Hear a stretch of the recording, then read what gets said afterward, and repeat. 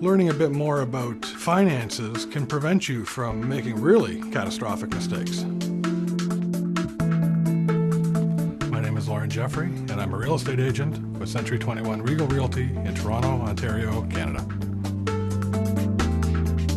Most people have experience with credit cards, car loans, leases, these sorts of things, but mortgages have an entirely different set of terminology. They have a term, but it's not quite the same as the term of a loan. They have an amortization period, which baffles almost everybody. The way the interest works, and I mean compounded semi-annually, not in advance, all these fun sort of terms that make absolutely no sense to anyone who's not an economist. Basic financial literacy is important because people need to have decent credit before they try and get a mortgage, before they try and get a loan, anything like that.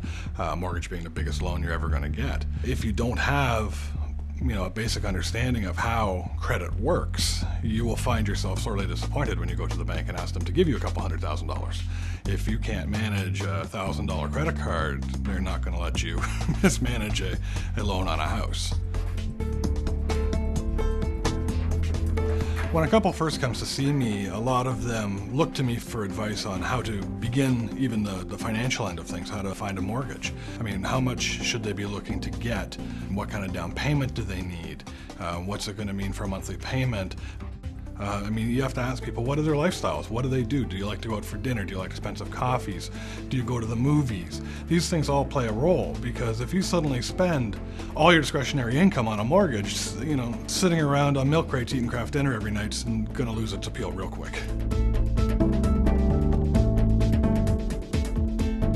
I really like the financial consumer agency tools because it's a good independent source to give to people. The ABCs of mortgages, shopping around for a mortgage, the mortgage qualifier tool, the mortgage calculator tool, shopping around for a reverse mortgage. These are all great tools.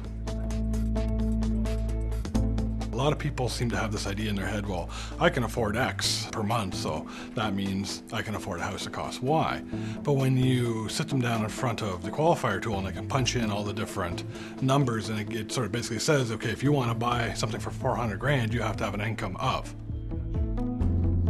Real estate's changed over time, where we're not necessarily the salespeople, I think. We're our parents' real estate agents. I mean, we're more of a facilitator, we're a helper.